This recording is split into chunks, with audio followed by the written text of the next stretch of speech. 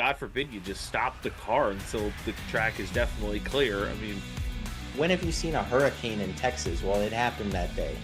What's all-star about having every driver? I mean, it's ridiculous. Good guy, ass. Good guy, can't drive a race car. Sorry. You're listening to the Foreign Fuel Podcast. hello, everyone. Welcome back to the Foreign Fuel Podcast. I'm your host, Dom Caplupo, joined by Steve Ray and Sam Dooley. We're here for a Cracker Barrel 400 preview at Nashville Superspeedway. And you hear Cracker Barrel, Steve, and can't help but get a little smile on your face. Oh, God's gift to the earth, Cracker Barrel for sure. Let's see.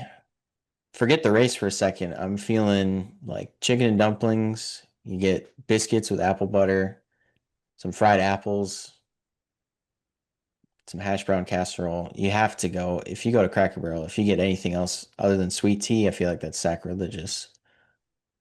Sweet tea. I'm not a big sweet tea No. guy. I would not trust sweet tea if I was in your location. Anything north of the Mason-Dixon, sweet tea isn't actually sweet tea. It's not very good. That's the rule of thumb. I've never been a huge sweet tea person. My dad always drinks the sweet tea, and he's like, yeah, if you go above, like even Kentucky is borderline good sweet tea. And then you get above there, it's like, everyone up there doesn't know how to really make sweet tea. No, Yeah. we'll just do like a little hint of sugar. There is But sugar present. Probably. there is sugar present. We're Yeah. pretty sure that we put sugar in this. Yeah. No, you come down here and you're like, if you're diabetic, you don't want to even get in the same room as this sweet tea, man. Diabetics, stay away. You're gonna sniff this sweet tea and just pass out. So that's what we got down here. Like, I just need a nice iced tea with like a little lemon or something, or a nice just Arnold Palmer. Like, keep it simple. Sweet tea is just too much. I hate to sound like an old man here, but it's You just are way an old too man. sweet. And that's why the Northeast is not getting any races anymore, because you hate sweet tea. It's your fault. That's right. They took away Dover's points paying race because of you and your hatred of sweet tea.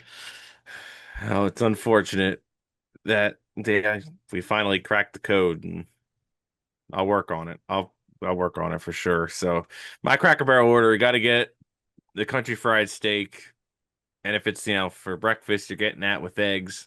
If not, you're just getting that extra side. Got to get a hash brown casserole for sure. Not sure where we're getting these apples or whatever. Let's keep the apples the fried away. apples? Keep those away. Corn muffins over the biscuits with just some butter. And then, sometimes get some dumplings. And then maybe some corn or mac and cheese, depending on how we're feeling on that certain day, but that's the way to go. I actually just went to Cracker Barrel the other day. I think it was 2 days ago. I went with my grandma. And so I got a chicken fried steak. You were correct. And I got turnip greens, mashed potatoes, and fried okra. That is the move. It's so good. I love it. I eat it, and it's like something my grandma would make. It feels like just nice home cooking. It's real good. That's my move for Cracker Barrel.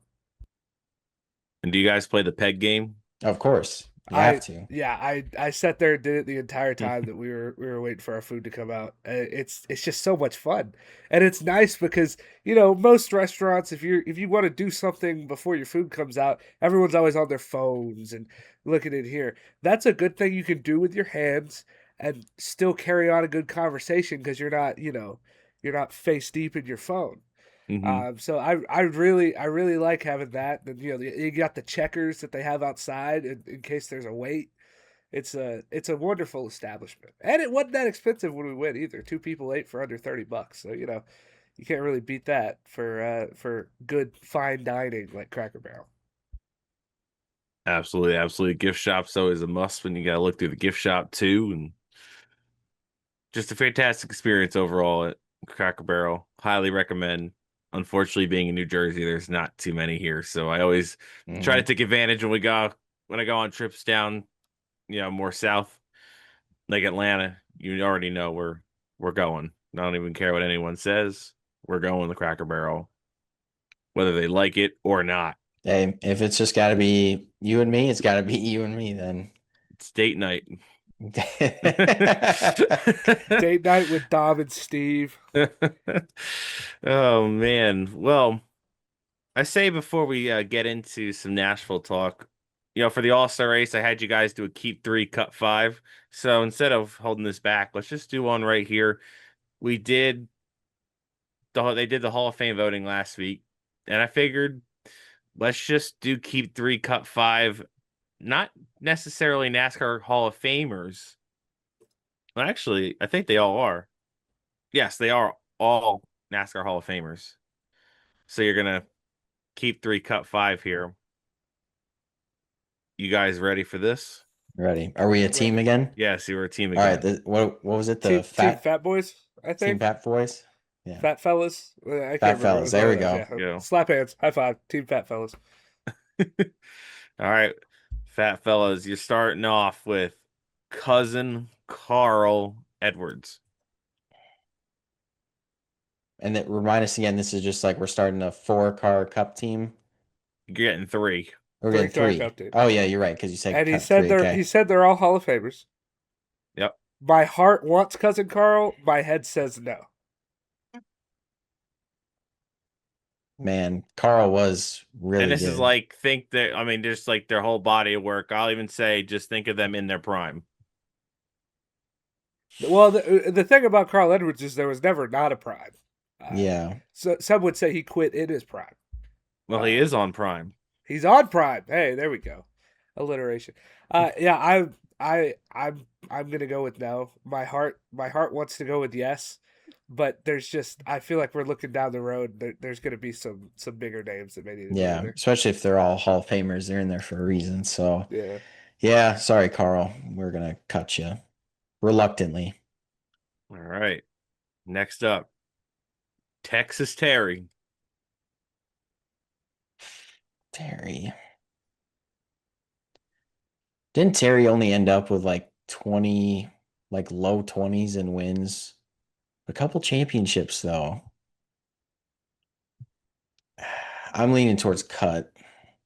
Terry's I'll set whatever your opinion is. I'll second it because because it's before 2000. It's before so. 2000. Yeah, I mean, and obviously I know who Terry Labonte is, right? But I'm like, I don't know his career very well, because I have a large knowledge gap there. I would probably lean towards cut myself, but if you're doing it, then I'll second that vote.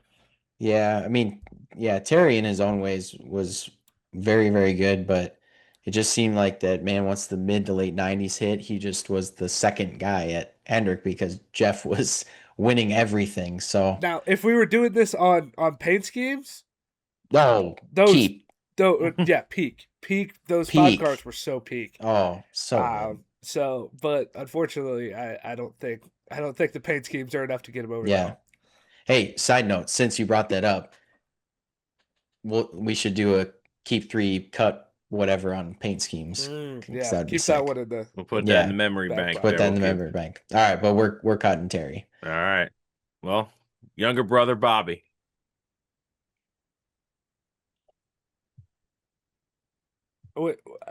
We can't cut one and not the other. Yeah. But as much as my mom would like him to be kept, because my mom was a huge Bobby Labonte fan, we can't. I feel like Bobby's the lesser of the 2 brothers. So. Really? I would go the other way. I'd say he was the better of the 2 brothers. I mean, right? Doesn't he only have 1 championship? Yeah, 2000, but man, it seemed like that whole late 90s through really like 03, he was a pretty consistent threat. But this is where it gets hard. I'd be willing to cut Bobby, but man, it's already 3 down on the cut list. I was about to say, yeah, we've already cut 3 out of the 5 that we got. So, okay. All right. So we've cut Edwards and both Labonte brothers. Next up, the outlaw, Kurt Busch. Oh, this is. Oh. I'm starting to think we should have put Terry in now because I don't want to cut Kurt and then have like some diner owner that's in on the legacy Yeah. ballot Yeah. be someone that we put in. I would be willing to keep Kurt. It seemed like every team that he raced for, He made him better. Like even that god awful year that he ran the 51 car. I mean, he almost won Sonoma that year. yeah, So, and also vibes wise, great guy. yeah. And Now, yeah. not prime. Now, if we're taking his prime, we're going prime driving skill and prime vibes, which would be now. Now he's got the prime vibes. Yeah. I think I'm fine with Kurt coming in. Yeah. So we're keeping Kurt. We'll keep Kurt. All right. Next up, Smoke. Yep. Tony Keep. Stewart. Keep. Okay. Wow, that's the quickest keep I think so far. I mean, Both. that's a no-brainer. Like, You can the look at dude- all motorsports in general. yeah. I mean, the IndyCar, dude, NASCAR, and now drag stuff. Like he's multi-talented too. you put him in a golf cart and he's gonna go out and win. Yeah. All right. Happy Harvick, the closer. I'd have to keep him too. Let's keep him. So that'd be your last keep. Yeah. Oh, is Kyle Busch gonna be on this list? Because we're gonna look like absolute assholes if he's on this list. Well, he's not in the Hall of Fame, so he's not. I can tell you, he's not on Oh this yeah, list. we said Hall of Fame. But sorry. then is it going to be Jeff Gordon's going to be on this list? Oh shit. Tell us who we're keeping out. So you're Harvick's a keep. Yeah. I would be willing to Locking keep. it in? I'd be willing to keep Harvick still. I'm keeping Harvick. All right. So you guys have kept and finalized with Kurt Busch, Tony Stewart, Kevin Harvick, the Stewart-Haas trio. You've cut Carl Edwards, Terry Labonte, Bobby Labonte, Mark the Kid Martin, Okay. and Wonder Boy, Jeff Gordon. That's the only I'd go Jeff over Kurt, but we didn't Yeah. do too bad. I mean, it's still a really solid team. Like, Yeah. Kurt in his prime, very good. It was no brainers with Tony and Kevin. Yeah. That's not a bad team. That felt pretty good. I'm fine with that team. I mean, you're gonna end up with 5 championships Yeah. and an absolute assload of wins. Yeah. All right. And then the most important question before we actually start talking about Nashville. Did you guys see Busch Light doing a vote for the Peach. next release? Peach. It's Who- peach, who lemon, wants or orange? orange. Who wants orange? Yeah. Oh, I do. Orange I that think- sounds terrible. I think that sounds fantastic. Orange sounds awful. That's a bad take. It just Orange- depends. You have orange a beer? spectrum of orange. Is it going to be like a blood orange, or is it going to be more on like the creamsicle side of orange? Because what I want to know is who wants lemon. Who wants? I mean, I know that you have like I up will in the say Midwest here, you have summer shandies and stuff like that. Like that's what I lemon. was about to say. The if it's something like that, and that's why I'm like lemon's like okay. Orange, it's like I think of like Fanta. If I mixed Fanta and Busch Light, that doesn't sound very good. And I wasn't like, a fan of the peach. I really wasn't a fan of the peach. You weren't a fan of the peach. The peach. I will buy pallets. Peach. Get a forklift to my house. Peach is The pretty apple peak. and the apple and the lime are better than the peach. I would take both of them over the peach. I'd probably go peach, then apple, then lime. That's probably Yeah, my three. that's where I'd put it. Peach, apple, lime. Yeah, but give me the orange. I feel like it'd give you some. If it's like that, even if it had just like that splash of orange, like I don't even think I'd like a creamsicle version of it. Not with a light beer. Creamsicles are good if you're having like a IPA or something. Then it's good. The word you just said the three letters you don't put together. IPA, you don't put those together. Now we're talking like you take whipped cream vodka and like Fanta or something. You can make a pretty dangerous orange creamsicle out of that. Yeah, but I'm not looking to throw Busch Light into the mix in that. No.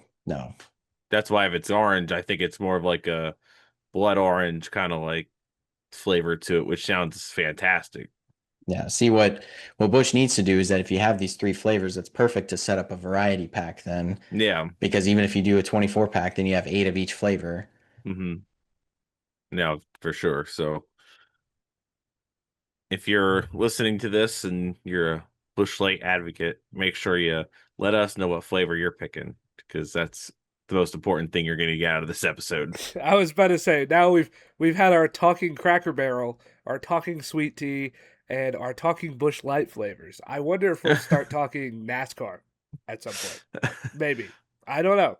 I mean, let's see. No, let's be for real.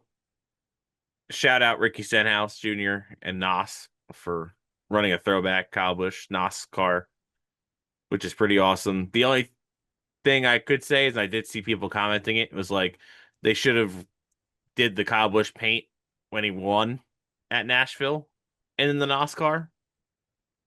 But either way, still just doing a Kyle Busch scheme in that NASCAR is pretty cool, and hopefully Ricky can run like he did. If he runs like he did in the Coke 600 to get some TV time, that'd be pretty sick. Yeah.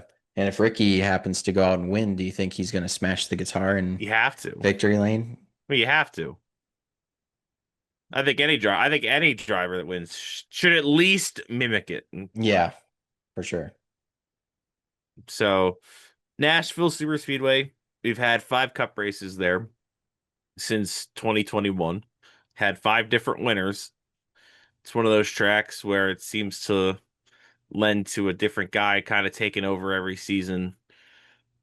You had Kyle Larson win there, Chase Elliott's won there, Chastain's won there, and then it was Logano and then Blaney. The Logano win, probably the flukiest out of the 5 by far. I mean, Sam, you can't even disagree with that one. It's because I prayed for it, that it happened.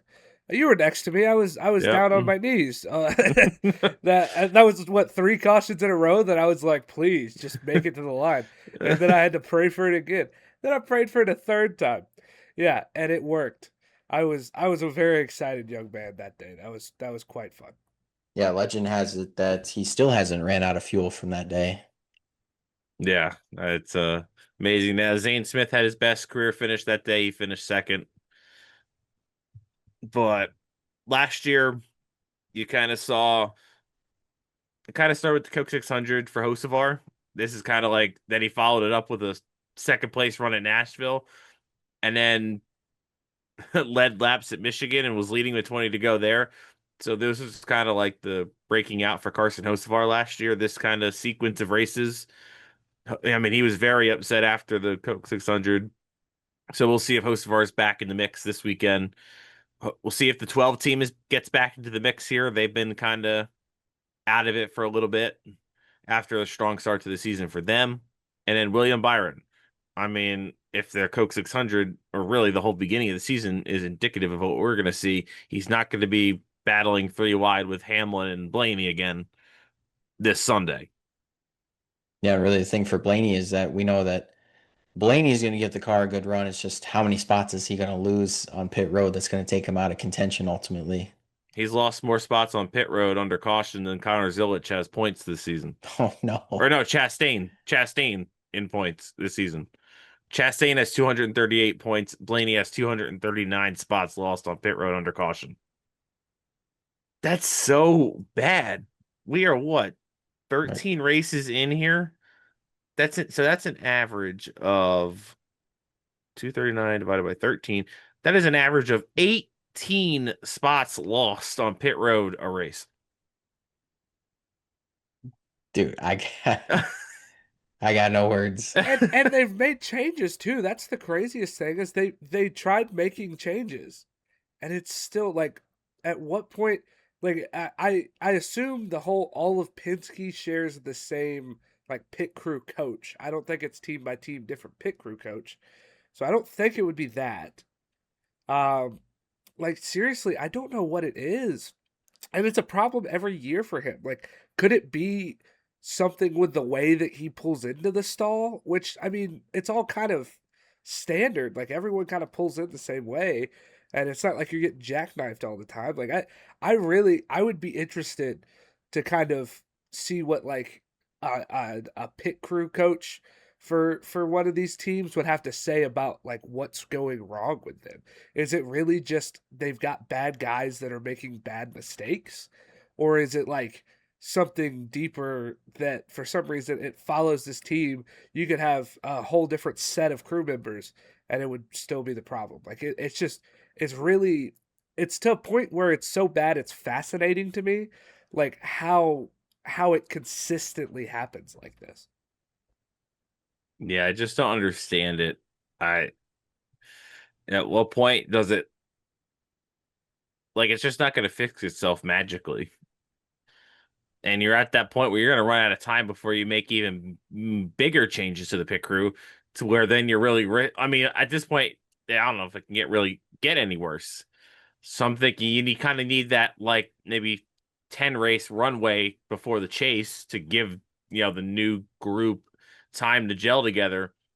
But I mean, it's like, what are you going to do? Lose 20 spots a race on pit road? I mean, at that point, it's not a big deal. And the scary part is Blaney's still, what, third in points? I was gonna say he's third, Yeah. and the key thing is here, if you do make a change and it hurts for a little while, which I don't, like you said, I don't know how much worse it can get. I think he's got what, like 60 points on sixth, which is that cutoff that we keep talking about to like this is the farthest out you can be and make the championship or like win the championship. Um, so like he's got a little bit of leeway to like if they want to throw just a whole new crew on there and just see what sticks. Like you said, you've got that runway to the chase. You need it dialed by the chase, and he's got a 60-point gap, and you've obviously got a guy in there that's been able to make up spots, even though you've been costing him on pit road. So, like, they've got a little bit of a buffer, but it's got to start now, because if you want to get a crew in there to gel with a whole bunch of new guys, it's going to take a few races, and you don't want that to happen right at the start of the chase. Yeah, I'd have to imagine if Logano or Cindric really fall out of this chase contention, I think one of those teams just gets swapped to the 12. Because I feel like I never see Logano having too many problems on pit road every week. Obviously, nowhere near as many as Blaney. So I could see if Logano could, like, Logano finished 8th in the Coke 600, and he really didn't even gain on the cut line. So you're at that point with Logano, it's like, again, making the chase is fine for him, but he's not there just to make the chase. He wants to win championships, and he's obviously, I mean, not going to win the championship this year. He doesn't have a system to bail him out this year with a win. He could win a race here and still be outside the chase. That's how bad it's been. So I'd imagine if he falls out or Cindric falls out, they just do a full swap of the crews. Kind of like, I mean, Hendrick's done it. Joe Gibbs Racing has done it. So Didn't Hendrick do it? Didn't Hendrick do it 1 year during a race? yeah, Texas in 2010, Yeah. they just swapped the 48 and the 24 Oh, crews. that's right, because that's when Gordon got absolutely junked by Burton. Yeah, so, and I think last year, the year before, 'cause within the past few years, they swapped the 54 crew, I think, with the 11 crew in the playoffs when Ty Gibbs was out and Hamlin was in and was kind of having pit road problems. So we'll see. We'll see how it goes. But another guy, Chase Elliott, Steve. I think he needs to get things back on the right track here because 2 weeks in a row here, bad runs. We've documented it in our last episode. He's about lost 70 points to Denny Hamlin in second. So, I mean, if he keeps struggling here, second's going to go by the wayside for him. Yeah, I'm still not worried about him. Watkins Glen was an organizational issue that Hendrick was just completely out to lunch at Watkins Glen. Charlotte that was a mistake on Chase, got loose out of turn 2 and junked the car before the end of stage 1. So, I mean, these things happen. I think as long as they're able to rebound, get a good top 10 run at Nashville, which I think that team is definitely capable of. I think that he would be able to certainly gain. It's hard because Reddick and Hamlin are just so far ahead of the rest of the field that it's like I don't know how fathomable is how a grown person says it, that it is to try to get back up to second or even lead the points. But yeah, I think like Sam touched on, most of the common thing that we hear is be top six in points, and right now Chase is sitting fifth in points. Um, because ultimately we're going to get to Daytona and the thing's going to reset anyways. So just be in the top six by the time that the regular season's done, get to the reset, and then really hit the ground running hard. But these are some good tracks for Chase and the 19 coming up: Nashville, Michigan, Pocono. He's going to be decent enough at the road courses that as long as he doesn't have anything fluky happen there, he's going to come out with some points. So I feel like that there's some good tracks and good opportunities for them to capitalize. And I think the interesting thing about Chase is that we've done this case study where like he finishes like he had that top 20 streak or whatever, however many races that went. And like that's why this looks so bad is because he's not a guy that you go out there and you're like he's not like a Denny Hamlin and how Reddick's been this year where like you go out there and it's like that guy's going to be top 3 and probably going to win the race every single week. But he's a top 10 guy. He's always in the top 10. He's always there. He's really consistent about being in the top 10, and that's kind of how he makes his money. And that's why when you have it's literally just 2 races, but the 2 races are more amplified because it's like, oh, he finished outside the top 22 times in a row. Like I mean I don't have the stats in front of me, but I'm sure it's been a while since that happened, right? So like you see him and he's like the model of consistency while he's not exactly like a front guy that we've at least in the last couple years that every single weekend we see him top 5 competing for a win. You expect to see him in the top 10, and then when you don't 2 weeks in a row, especially with the organizational thing at Watkins Glen where it wasn't like he wrecked, it just was slow. It's one of those things where it kind of sticks out more because you're used to his consistency. 100%. And so when I listed off those 5 drivers that have won at Nashville, none were driving a Toyota.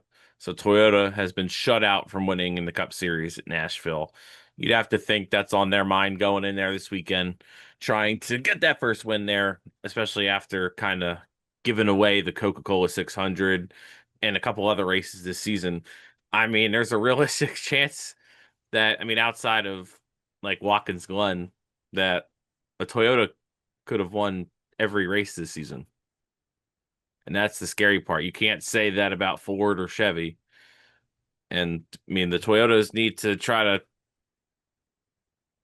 kind of harness this in and try to finish off more races with wins before the Chevys. I'm saying the Chevys catch up because the Fords just have not, since this next gen car has come out, the Fords just have not been the team, not been the organization to really be a threat on a week to week basis. Yeah, and we've talked about it on here in weeks past that it really seems like, obviously you have Blaney sitting up there. He's carrying the torch for Penske.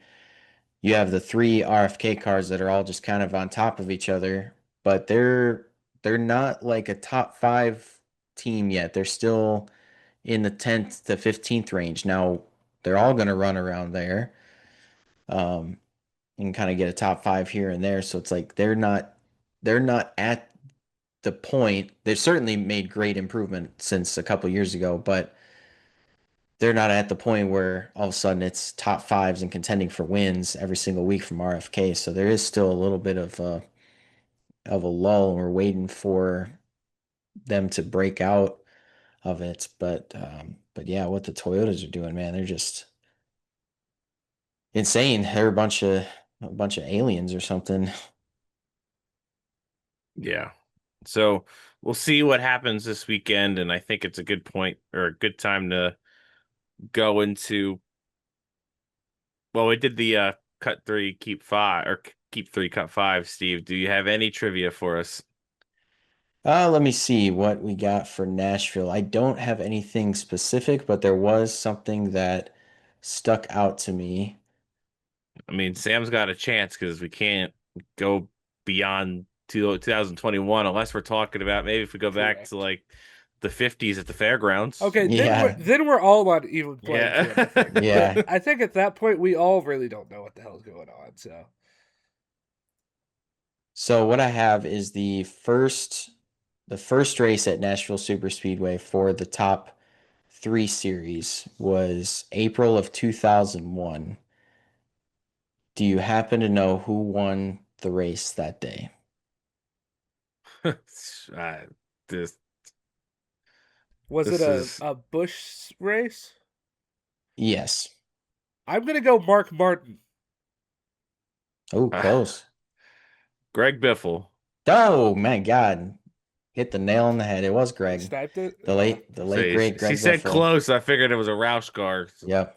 I Yeah. just threw Mark Martin at there because I mean yeah. you say Mark Martin in that era of Bush racing, it's Yeah. like if you said I mean, Kyle Busch for anything. Say he was second from- all-time wins now, so Yeah, so you throw a dart at the wall and it's gonna be close.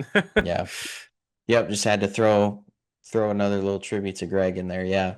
April 14th, 01, Greg Biffle won the first Busch race at Nashville Superspeedway. Also, side note, this isn't a trivia question. Carl Edwards has won there a lot. He has 5 wins, so they call him Concrete Carl for a reason. Joe Nemechek flipped there one time. He did. Yeah, he did. Of all places, I wouldn't expect Nashville to be the place that you'd flip, but he did. He made sure Super Speedway was Yeah, that's right. included in that track title. He was a visionary. He saw what Ryan Preece was gonna do before Ryan Preece did it.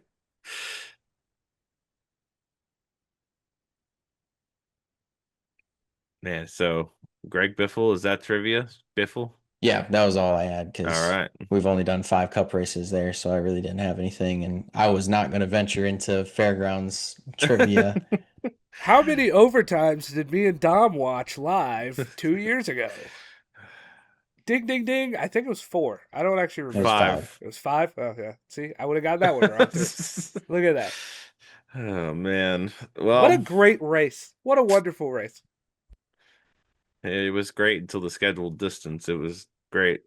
It was great until Austin Cindric wrecked by himself going down the backstretch with 2 to go, which debatably could have been a no call in the caution, but Denny Hamlin was leading, so of course we had to rush to hit the button. So that's just how race control works. But let's see. We'll do some underdog drivers here. I mentioned it earlier in the show, but Zane Smith, he got second there 2 years ago in that race, and last year he finished 13th. So making him have an average finish of 7.5, which is pretty impressive. So expect Zane Smith. They've got some momentum too.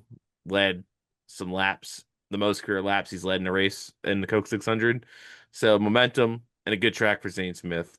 Watch out. I see a top 10 coming for that team.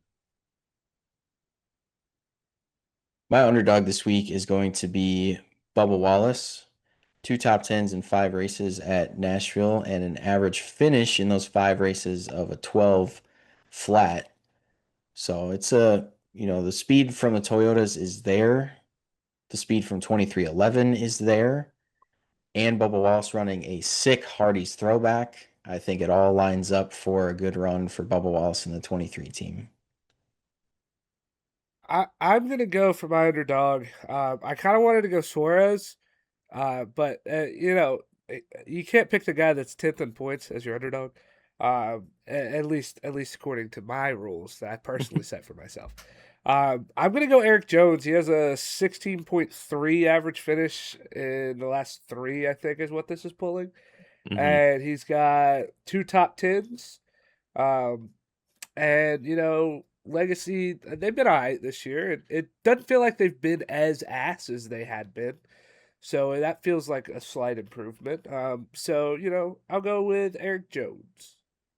Yeah, Eric was going to be my honorable mention because last year finished 7th. He was running top 10 all race long.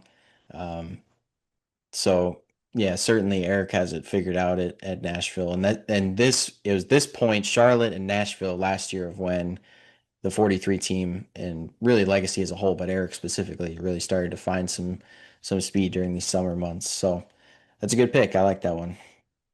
And watch out for AJ Allmendinger as well. 13.7 average finish in the last three there. It's got a top 10, lowest finish to 20th in those three races. So a good stretch of tracks for Allmendinger as well when it comes to non-road courses. And this takes us to our lovely fantasy draft, where after the Coca-Cola 600, it is Sam still atop the points by 5 over Steve, who is on an absolute heater the last 2 weeks. 123 points at Watkins Glen and 117 at Charlotte. Yeah, But thanks Sam for also- scoring 117 also. Yeah, based off of the average finish order that we drafted for him, he got the same amount of points as you. So you couldn't even cut the gap from 5. Left it at 5. Wes is in third with 71, and then I am still in dead last, back 127. But I did crack 1,000 points, so that is the important part. We all have 4 Took digits. you a while to get there, but I'm proud of you, dog.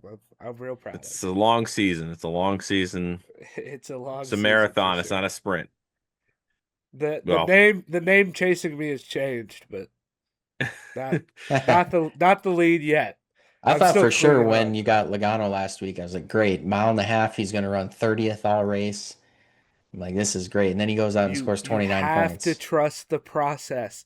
You picked off of driver averages. You know what I do every week? I pick off of driver averages. You have to trust the process. You have to trust the process. I thought you were going to say you pick off of vibes. I pick a little bit off of vibes. When we get to the third pick, like the first pick, usually it's, whoever's next in line driver averages. Maybe even the second. When I get to the third one, we're so far down the list that I'm like, who do I feel like's going to be good this week?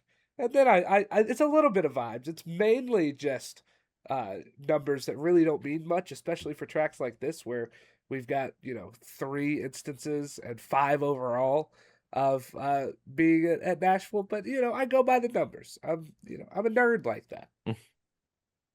Well, I get to go first this week, and for the first time this season, I'm picking Denny Hamlin. He should have multiple wins at this racetrack, and Toyota needs a win there. So Denny Hamlin will get his second win of the season. Calling the shot right now. It's a good thing I didn't have the first pick because I already picked Hamlin. I'm gonna go Kyle Larson because I did not pick him last week, and he's got the second best average finish. Look at that. Use the numbers, fellas. Well, I'm going to go not too far off the wall. I'll go Christopher Bell.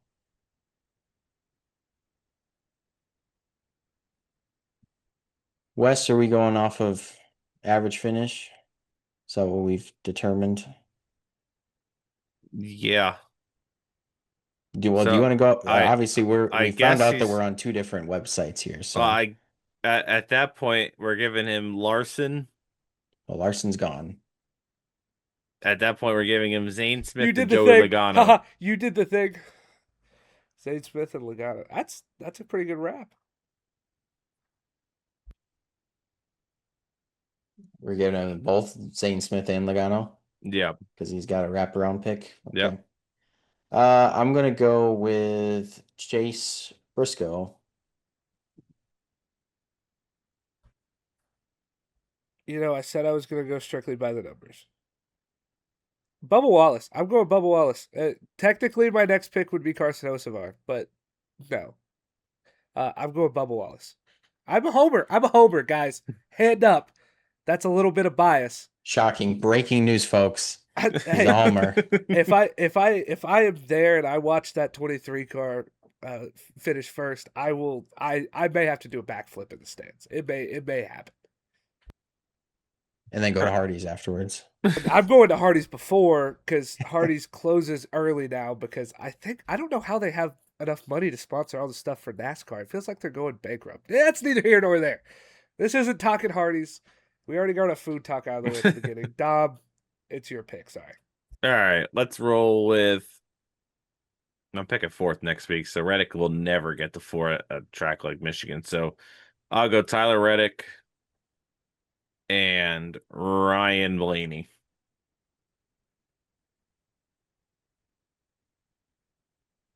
I am gonna go with. Who do I go Ford to make sure I'm there? I'm covered no matter what the manufacturer is that is good this week, or do I? Ooh, I'm gonna go. Make sure he's not picked already. I'm gonna go. Awesome Chase from the same place, Chase Elliott. Oh, you suck, dude. That's what I'm here You for. sucked. That was what. All right, well, go plan B here. You're in the CVS. It's 8 o'clock in the morning, and you're going for the plan B, man. You got this.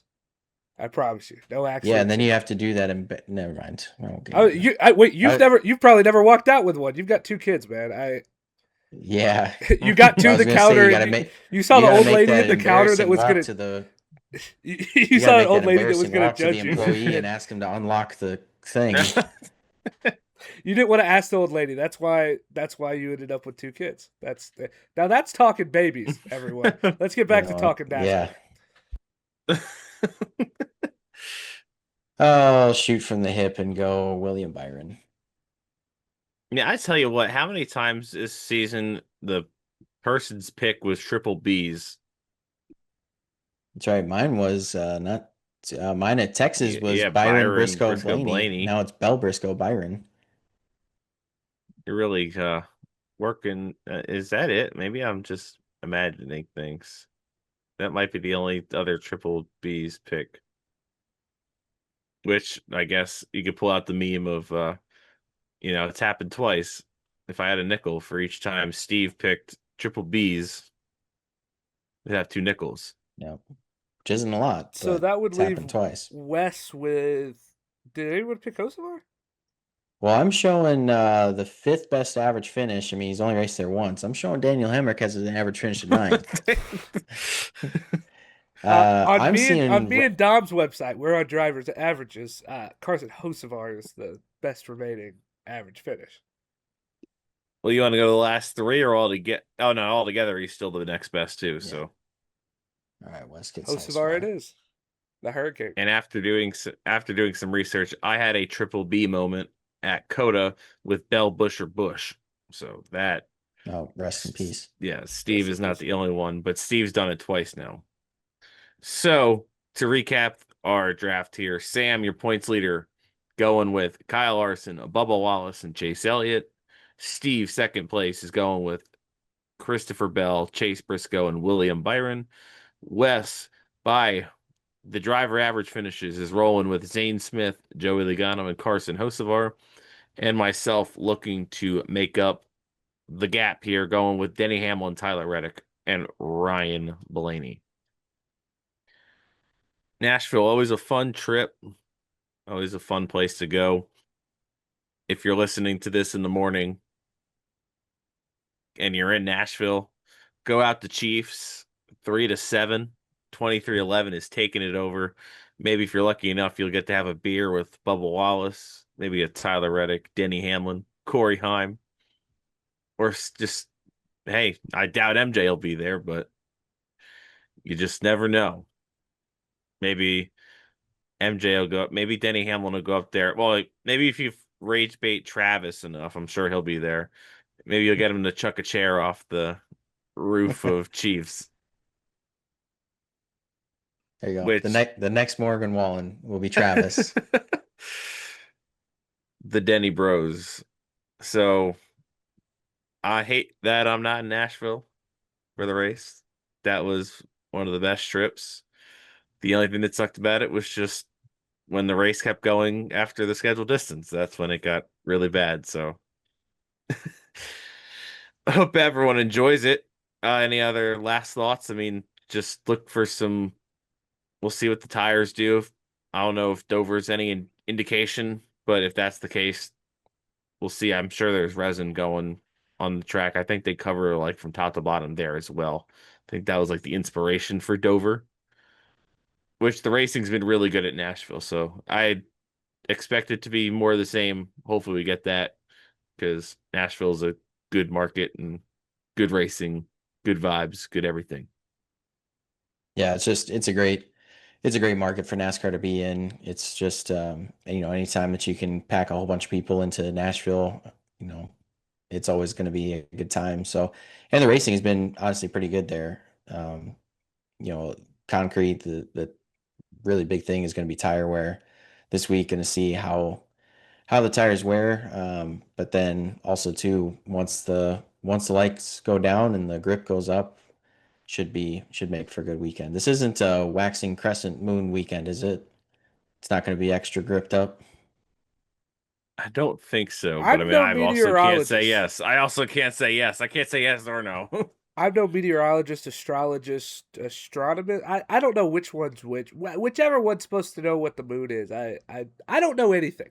I think we've established that pretty well. But what I do know is I am excited for a fun weekend of racing. I'm going to be there on Sunday. Just making the day trip. I didn't want to pay for hotel and everything. You know, Nashville can get expensive. Um, so I'm just going up on Sunday, but I'm excited for a fun weekend of racing. Hopefully, we get better weather than we did last weekend, so we can enjoy our races on at the scheduled times that they're supposed to be Friday, Saturday, and Sunday. Um, and I'm just looking forward to Nashville. It usually puts on a good product, especially in person. If you're in the area and you're on the fence, it's a great ticket to get. It's really not the get in price really isn't that expensive. They do deals for different stuff like college tickets and all that stuff. So Nashville's a great place to be if you're around the area, and if you're not watching on TV, it's always fun. Only thing that sucks there is you can't bring a cooler in. That I have some words to say to whoever decided to do that, because every other track that I've gone to, literally every other track, I've been able to bring a cooler, with the exception of the Chicago Street Course, but that's a whole different animal. Hmm. That's what they had, like festival rules. It's whatever. But like every other track I've been to, you can bring in a cooler. But at Nashville, you have to buy your own beers. The nice thing was the beers weren't that expensive. Hmm. Whenever I went, or whenever we went Yeah. that time 2 years ago, so that wasn't too bad. But it just ticks me off just a little bit. But it's still it's a great environment. This city of Nashville is great too. It's a great place to be. Yep. And that was the quickest rain delay, I think, in NASCAR history. It felt like when we were there. It took torrential downpours for like 20 minutes. And then it cleared up. And then I think they dried that track in like 40 minutes. It's the combination of concrete and it's so small. Like it's what is it even a mile? Mile and I a think Yeah, it it's is. just mile and over. a quarter or something. Yeah, like it's a Mhm. small track and it's concrete and you're in the south, so as soon as the sun comes out, it just turns into just humidity. It's just mist coming up. So it's the combination of factors does make it. Hopefully, we don't have to deal with rain delays, but if we do, this is a pretty good track. It does dry out pretty well. So we went from talking games to talking food to talking, you know, Meteorology, meteorology. We talked some NASCAR in there, yeah, somewhere in the middle. and now we end with meteorology. So we'll end it there. Enjoy the race. We'll be back Monday or Tuesday to recap everything that happened in Nashville this weekend. For Sam, Steve, I'm Dom. Enjoy the Cracker Barrel 400 at Nashville.